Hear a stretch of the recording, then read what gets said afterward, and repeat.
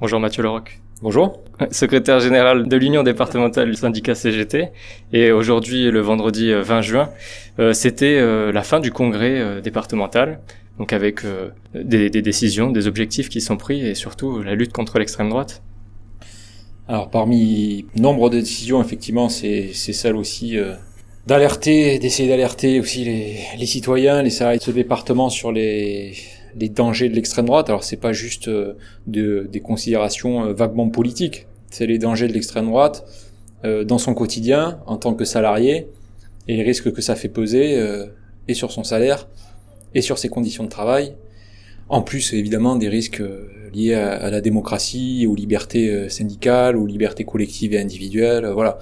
Donc effectivement, dans un département où il y a 3 députés du Rassemblement national qui sont, comme les autres députés du Rassemblement national, qui s'affichent comme étant les principaux soutiens des catégories populaires, nous, on tient à démasquer ce discours d'imposture sociale, parce que c'est vraiment une imposture sociale qu'il y a derrière, parce que quand on regarde bien leur vote à l'Assemblée nationale, tout ce qu'ils votent, c'est exactement l'inverse de ce qu'ils disent, et c'est toujours contre l'intérêt des salariés. Et même des étudiants, donc contre la solidarité. Il y avait les paniers à 1 euro notamment. Et sur la démocratie, on a vu par exemple l'épisode de la réforme des retraites. Si, comme en Allemagne par exemple, où tout le monde est syndiqué pour des questions il y a une question de plus de protection. Si, comme en Allemagne, il y avait 30% de personnes syndiquées CGT pendant cette réforme des retraites, est-ce qu'elle serait passée, cette réforme?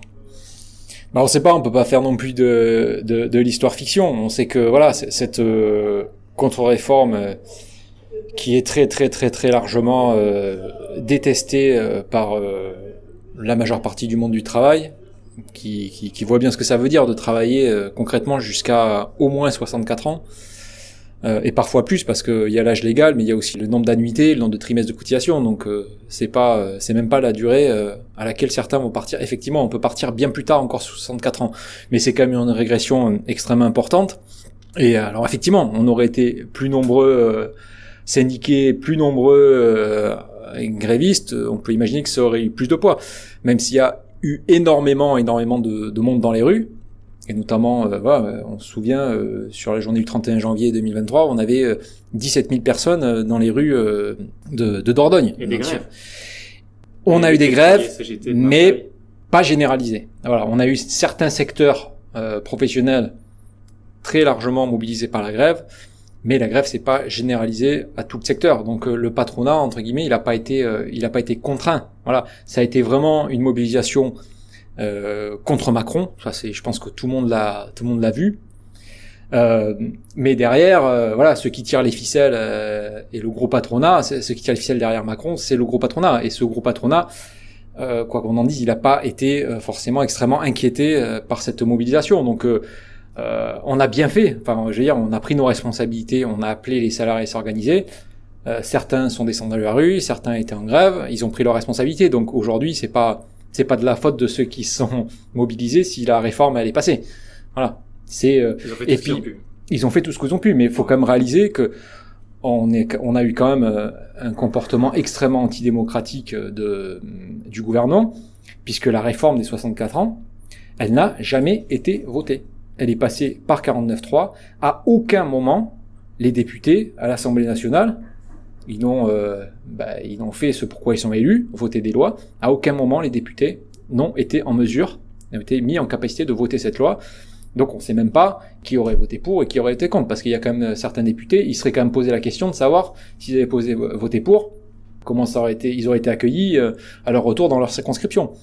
Donc voilà, on a quand même un problème dans ce pays éminemment démocratique, puisqu'on peut faire passer comme des lois qui vont concerner la vie quotidienne de millions et de millions et de millions de personnes, sans qu'à aucun moment, les représentants de ces millions de personnes, les représentants politiques, soient en capacité de peser sur le débat et de peser sur la décision, quoi.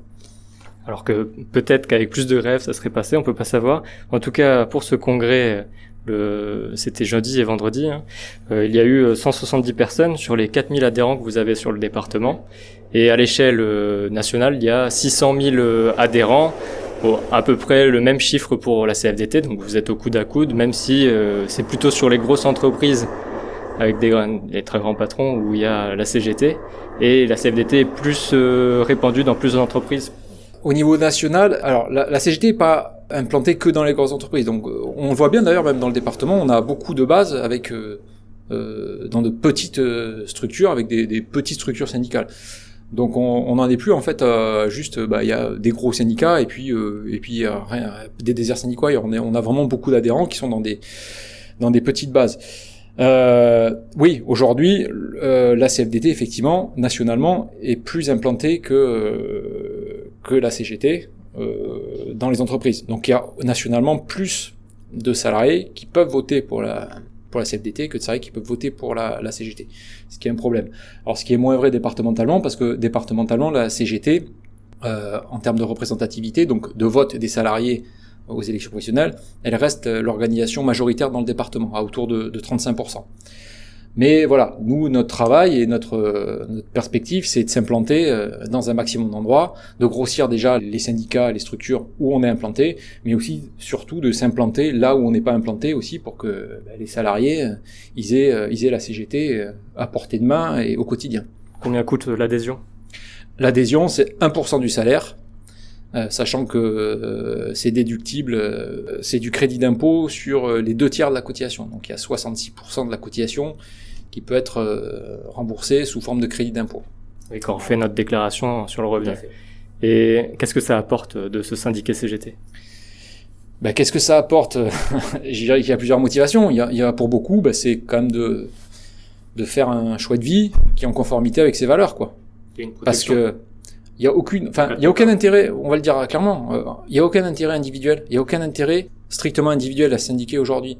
Si on le fait, c'est parce que on en a marre de ce qu'on subit au travail, parce qu'on a envie d'aider les autres, et parce qu'à un moment donné de son parcours professionnel, on comprend que de toute façon, on peut être très en colère tout seul chez soi, on est très en colère, mais si on n'arrive pas à agréger d'autres gens à sa colère, on est en colère tout seul et on pèse sur rien. Donc la seule manière à un moment donné de peser et d'orienter correctement aussi sa frustration et sa colère, c'est de s'agréger, c'est de s'associer, c'est d'essayer de créer quelque chose de collectif pour essayer aussi de faire valoir ses intérêts et d'améliorer ses conditions de travail au quotidien, tout bêtement, quoi.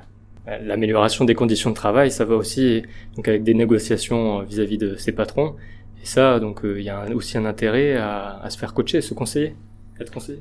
Oui, bien sûr. Alors après, quand on est syndiqué, on n'est pas tout seul. On a l'appui de certaines organisations de la CGT. On n'est pas lâché dans la nature. Mais par contre, on a quand même, quand on est délégué de la CGT dans telle ou telle entreprise, on a quand même une certaine autonomie dans ce qu'on porte dans son entreprise et dans ce qu'on revendique face à son employeur, quoi. Donc voilà pour les auditeurs de Radio Libre en Périgord. C'était le congrès de la CGT avec 170 personnes. Et la CGT a encore, je disais avec Frédéric Dousseau pendant le festival Festolérance, a encore de beaux jours devant elle, sauf que c'est pas le but finalement. Le jour où les combats de la CGT seront gagnés, finalement, la CGT n'existera plus, c'est ce qu'il me disait. Oui, alors c'est pas demain la veille, quoi. Si elle n'existe plus un jour, j'espère que ce sera pour les bonnes raisons. On n'y est pas encore. Voilà, la CGT, elle a fêté cette année ses 130 ans. Donc depuis le temps que certains ou certaines prédisent sa mort, nous font entendre que de toute façon elle représente plus personne, et ainsi de suite. Quand on voit quand même les attaques qu'elle subit du camp d'en face, on se dit en toute modestie quand même qu'on subirait pas des attaques aussi importantes si on pesait rien dans le rapport de force et dans certaines consciences. Merci Mathieu Leroc. Au plaisir, merci. Donc secrétaire général de l'Union départementale de la CGT. Merci. Lors du congrès de l'Union départementale CGT, une commission exécutive d'environ 30 personnes a été élue et cette commission a élu le bureau de l'Union départementale avec comme secrétaire départemental Mathieu Leroc, Christophe Lavignerie en tant qu'animateur à la vie syndicale, Corinne Ruedin-Priou aux politiques financières et Caroline Dousseau à l'organisation et la logistique. Pendant la conférence de presse qui fait suite à la clôture de ce congrès départemental, il a été annoncé qu'un rapprochement avec le syndicat FSU, Fédération syndicale unitaire, est en cours, tant sur le plan départemental que sur le plan national. Et en autres sujets qui ont été évoqués dans cette conférence de presse, il y a eu aussi les stratégies de communication de la CGT.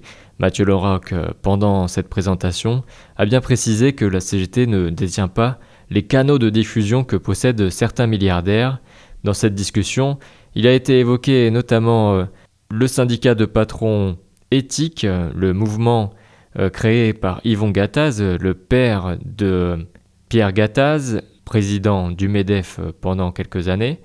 Ce syndicat éthique avait été dragué par plusieurs candidats pendant les présidentielles 2022 et notamment le Rassemblement national qui a été aussi au soutien de Bernard Arnault lors de l'investiture de Donald Trump en janvier 2025. Jordan Bardella, également compagnon de la nièce de Marine Le Pen, avait soutenu le cri d'alarme de Bernard Arnault en février 2025. Écoutez-le. Moi, j'ai entendu le cri d'alarme il y a quelques jours de Bernard Arnault, et comme j'entends depuis des années le cri d'alarme des petits patrons français, des petits chefs d'entreprise. Écoutez, quand du plus petit boulanger de la Marne jusqu'à Bernard Arnault, un dirigeant d'entreprise, c'est-à-dire quelqu'un qui prend des risques, qui entreprend, qui investit, qui se lève parfois très très tôt, bien avant ses salariés, et qui vient dire aujourd'hui c'est un enfer à la fois fiscal et normatif de travailler et d'investir en France. On ne peut pas être sourd à ce cri d'alarme. Enregistrement fait par BFM TV dans l'émission Face à Face, que nous pouvons retrouver dans l'article de Radio Libre en Périgord, avec des mentions que le journal L'Humanité a précisées, notamment en 20 ans, les revenus des ultra-riches ont augmenté de 119%.